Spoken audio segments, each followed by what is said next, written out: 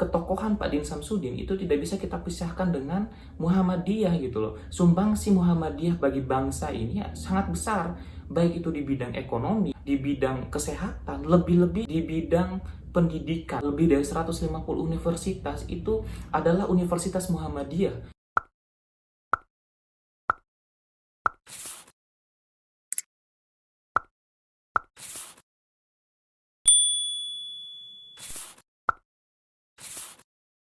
Halo, Assalamualaikum warahmatullahi wabarakatuh. Kembali lagi bersama Yusril Iza Mahendra di channel YouTube Yusril Iza. Teman-teman semua, di konten kali ini kita akan membicarakan tuduhan yang diberikan kepada Pak Din Samsudin, yaitu ada salah seorang alumni dari ITB yang mengatasnamakan diri sebagai Gerakan Anti Radikalisme ITB yang menyatakan bahwa Pak Din Samsudin itu adalah seorang tokoh yang radikal. Wah, ini sangat menggelitik bagi saya dan sangat mengherankan ya, dimana kita tahu bahwa Pak Din Samsudin itu kan seorang ulama, seorang tokoh agama. Bukannya sebagai ulama dan tokoh agama, beliau itu adalah seorang tokoh bangsa, seorang guru bangsa yang harusnya kita jadikan sebagai contoh dan panutan gitu loh. Malah kemudian dituduh sebagai seorang yang radikal.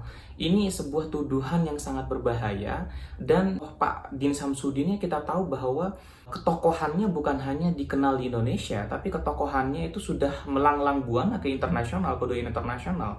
Kita tahu bahwa di biografi beliau ya, di banyak tulisan-tulisan beliau itu mengajarkan bagaimana sikap toleransi yang tinggi ya, mengajarkan tentang nilai-nilai toleransi, mengajarkan tentang bagaimana kita hidup plural dalam kehidupan berbangsa dan bernegara di Indonesia. Beliau itu adalah orang yang selalu melakukan diskusi, dialog internasional masalah pendekatan agama, masalah keagamaan, masalah toleransi. Tapi yang mengherankan saya pribadi justru dianggap sebagai orang yang radikal gitu loh. Nah, tuduhan ini harus kita uji. Letak keradikalan Pak Din Samsudin itu di mana? Ya, ini masukan ya buat yang menyatakan bahwa Pak Din Samsudin itu adalah tokoh yang radikal. Coba deh baca dulu biografi beliau. Coba deh lihat tulisan-tulisan beliau. Letak radikalnya di mana? Kita tahu bahwa Pak Din Samsudin itu dari SD, SMP, SMA itu beliau menyelesaikan studinya itu di sekolah agama, pernah mondok di Pondok Gontor di Jawa Timur, pernah kuliah di UIN Syarif Hidayatullah Jakarta, dan bahkan S2 S3-nya itu di bidang agama itu di Amerika Serikat, di luar negeri. Dari situ saja kita bisa lihat ketokohan beliau gitu loh. Beliau itu adalah seorang tokoh agama yang karismatik, seorang ulama. Belum lagi beliau kan adalah seorang yang pernah menjadi ketua Majelis Ulama Indonesia MUI, kemudian pernah menjadi sekjen MUI, bahkan pernah menjadi ketua PP Muhammadiyah. Ini kan organisasi-organisasi besar dan organisasi-organisasi Islam yang besar di Indonesia. Kok bisa kemudian dituduh sebagai tokoh yang radikal? Letak radikalnya di mana?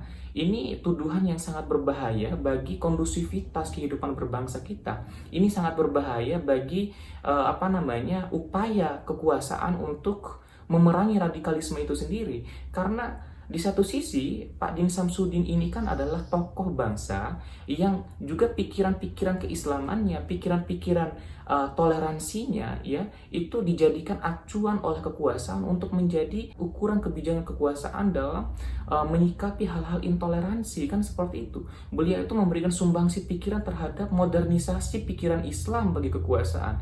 Ini sangat-sangat tidak pantas dan tidak wajar ya, ketika ada seorang anak bangsa itu menuduh Pak Din Samsudin ini sebagai seorang yang radikal. Ini saran saya kembali lagi ya, perlu banyak bacalah, perlu cari tahu banyak terkait dengan Pak Din Samsudin. Ya, belum lagi kan tuduhan-tuduhan itu kemudian menimbulkan polemik di tengah-tengah masyarakat. Banyak menuai pro kontra di tengah-tengah masyarakat ya. Banyak masyarakat yang menganggap bahwa tuduhan itu adalah semacam upaya untuk mendiskreditkan Islam, upaya untuk mengkerdilkan Islam, upaya untuk kemudian menjadikan Pak Din Samsudin sebagai tokoh yang membahayakan di Indonesia. Padahal ya kita tahu bahwa latar belakang Pak Din Samsudin adalah tokoh dan ulama di agama Islam. Islam kan seperti itu. Jangan sampai tuduhan semacam ini kemudian memecah belah umat, memecah belah masyarakat seperti itu kan. Dan kemudian ada polemik ya, ada kemudian ketersinggungan dari Muhammadiyah sendiri sebagai organisasi yang memang Pak Din Samsudin itu merupakan bagian dari Muhammadiyah, organisasi itu ya. Masa iya organisasi besar seperti Muhammadiyah itu mengajarkan radikalisme? Ya kan tidak. Masa iya organisasi besar seperti Muhammadiyah itu mengajarkan intoleransi? Kan tidak. Justru ya Muhammadiyah ya melalui tokohnya Pak Din Samsudin itu mengajarkan tentang anti radikalisme, anti intoleransi gitu loh. Dan Pak Din Samsudin ini kan memberikan banyak sumbangsi terhadap perbaikan bangsa, sumbangsi pikiran, kritik kepada kekuasaan. Ya walaupun memang beliau itu punya sikap tegas terhadap ketidakmampuan kekuasaan memberikan social justice kepada rakyat, tidak mampu menciptakan kesejahteraan dan keberimbangan kebijakan di tengah-tengah masyarakat kita. Dan ya kritikan, masukan dari Pak Din Samsudin justru harusnya kita support, harusnya kita dukung sebagai seorang anak bangsa yang menginginkan bangsanya survive, bangsanya menjadi bangsa yang kuat dan terus maju ke depan. Pak Din Samsudin punya kewajiban itu, bukan hanya sebagai seorang warga negara yang baik, tapi beliau sebagai seorang tokoh intelektual, sebagai seorang tokoh agama itu punya kewajiban untuk itu, bukan hanya memberikan kritikan, tapi menyampaikan pesan-pesan dakwah yang baik. Itu semua sudah dilakukan oleh Pak Din Samsudin. Dan kemudian Muhammadiyah ya sebagai organisasi yang dimana Pak Din Samsudin menjadi bagian dari organisasi tersebut itu punya peran penting bagi peningkatan kecerdasan bangsa, punya peran penting bagaimana menciptakan negara ini menjadi negara yang beradab, menjadi negara yang bertakwa. Ketokohan Pak Din Samsudin itu tidak bisa kita pisahkan dengan Muhammadiyah gitu loh. Sumbangsi Muhammadiyah bagi bangsa ini ya, sangat besar, baik itu di bidang ekonomi, di bidang kesehatan, lebih-lebih di bidang pendidikan. Kita tahu bahwa lebih dari 150 universitas itu adalah universitas Muhammadiyah. Ya, Muhammadiyah ya dengan tokohnya Pak Din Samsudin itu memberikan sumbangsi besar terhadap pencerdasan kehidupan bangsa, mencerdaskan kehidupan bangsa. Kemudian di masalah kesehatan, Muhammadiyah memberikan sumbangsi besar. Itu kita tahu bahwa ada rumah sakit Muhammadiyah di mana-mana. Bahkan di tengah pandemi seperti ini pun, Muhammadiyah itu menyediakan tempat untuk pasien-pasien COVID-19. Nah, letak intoleransinya di mana? Letak radikalismenya di mana? Apa iya orang-orang yang masuk di kampus Muhammadiyah itu diajarkan bagaimana itu radikal? Kita tahu bahwa ya lebih dari jutaan orang itu menimpa ilmu di Muhammadiyah. Masa iya mereka diajarkan tentang radikalisme? Kan nggak seperti itu. Masa iya korban COVID-19 yang masuk ke rumah sakit Muhammadiyah itu diajarkan tentang radikalisme? Kan nggak seperti itu.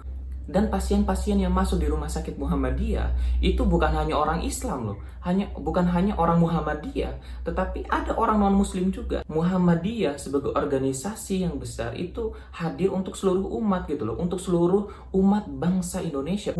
Dan itulah kemudian yang disampaikan dan disiarkan oleh Pak Din Samsudin. Pikiran-pikiran itulah yang kemudian diteruskan oleh Pak Din Samsudin. Tidak ada yang salah, tidak ada yang radikal. Justru ya tuduhan-tuduhan yang semacam itu yang radikal gitu loh. Itu yang berlebihan, itu yang berbahaya bagi kondusivitas kehidupan berbangsa kita. Karena tuduhan itu akan semakin menciptakan sebuah suasana yang tidak kondusif di tengah-tengah masyarakat kita. Karena akan memunculkan polemik di tengah-tengah masyarakat, ketidakkondusifan di tengah-tengah masyarakat. Ada masyarakat yang kemudian menyatakan, oh benar ya, ternyata Islam itu agama yang radikal. Justru ada yang di satu sisi itu menganggap, oh tidak, kami itu tidak radikal. Nah akhirnya dua elemen masyarakat ini dibentur-benturkan. Nah keadaan ini yang tidak kita inginkan.